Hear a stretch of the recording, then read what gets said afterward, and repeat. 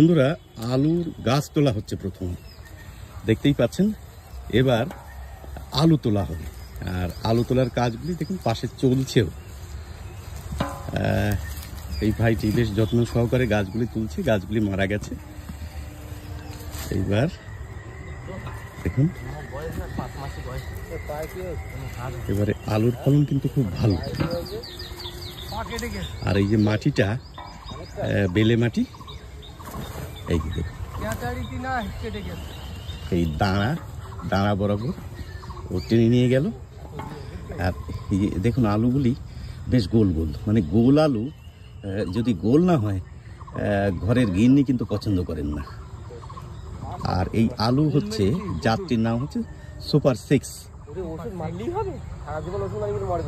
সকালবেলা দেখুন আলু তুলছেন, পাশেই আম বাগান।